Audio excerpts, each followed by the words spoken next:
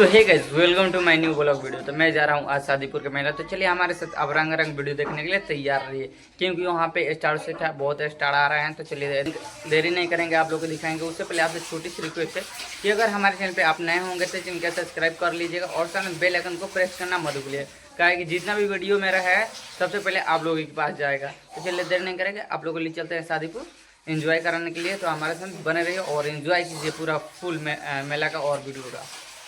देख सके लो भैया, फाइनली हम शादीपुर में पहुँच गए और शादीपुर पहुँचने के बाद देखने के ये हमारे भैया हवन और ये हमारे भाई हवन, बुआ के लड़का हवन, ये हमारे संगतिया हवन और यहाँ बड़े फोन ब्लॉगर और ये मंदिर हवे शादीपुर के। और देख सके लो पीछे आंकड़ा होती है। तो चलो हम तार लोग आंकड़ा दिखाएं और थोड़ा सा हम मनोरंजन करा दें मेला के। पहले आंकड़ा तुम देख लो, बाद हम तार लोग मनोरंजन करा। तो आप तक वीडियो पर बन रहा काहे कि ये मेला में बहुत ज़्यादा मजा आवे वाला बा। ये देख सकते लोग बहुत ज़्यादा यही जैसे भीड़ दिखाई देते हुई थोड़ा थोड़ा। अभी ले चलते हैं तार लोग के मेला में, और बाद पारापारी सब आंकड़ा के दिखाएं। तो आप तक वीडियो पर बना रहा। तो भैया फाइनली हम आ गए बनी शादीपुर के मंदिर और दिखावे खातिर, और तार लोग के दिखावत हैं शादीपुर के मंदिर।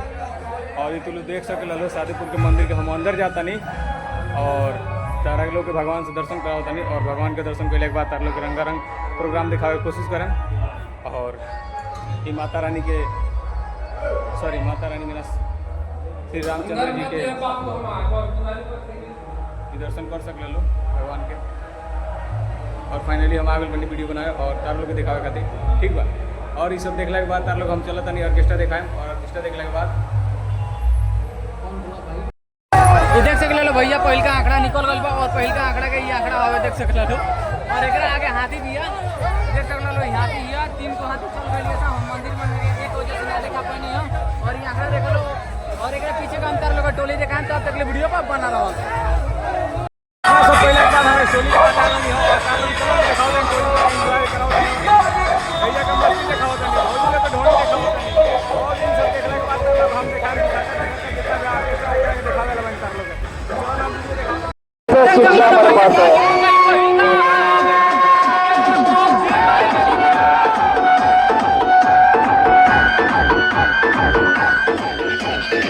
हमसे दुश्मनी थोड़ा सोच समझ के करना, क्योंकि हम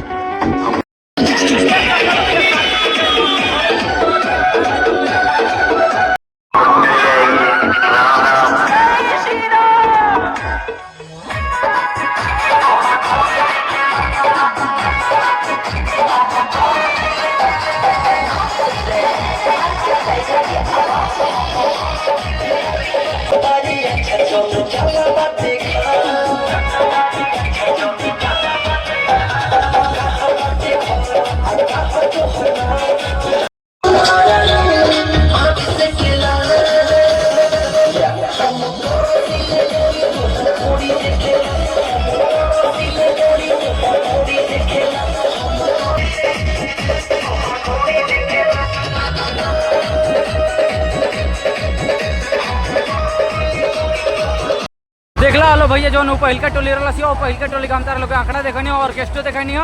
और चलो फाइनली दूसरे का टोली आयल भी है जहाँ हम आंकड़ा देखाएं और ये पके एंजॉय देते हैं। तो अब तक वीडियो पर बना रहा काहे कि बहुत मजा आवे भाई शादीपुर के मेला हवे। देख सकल भैया आंकड़ा निकाल देते पूरा भौकाल वाला। देख सकल शादीपुर के दूसरा का आंकड़ा हवे। देख सकल भैया दूसरा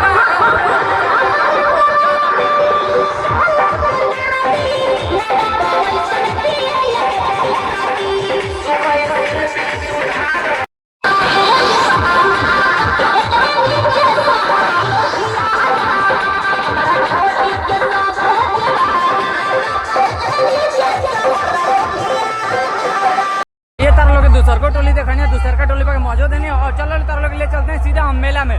मेला में देखा था कोगो साउंड है जहाँ बनाइल बा, कोगो नहीं बनाइल। और थोड़ा सा तार लोग मेला का भी एंजॉय दें। तो आप तक वीडियो पर बना रहा लो। अगर नया हो बोलो चैनल पर तो चैनल को सब्सक्राइब कर लियो लो। पहले का बात देखनी है कि बहुत ज़्यादा है, मैं भीड़ बात कर लो हम ना बोले कहा कि हमारे बोली सुनाई ना दिए से बहुत ज़्यादा है साउंड बावे। देख सकते बहुत ज़्यादा है, मैं भीड़ बा।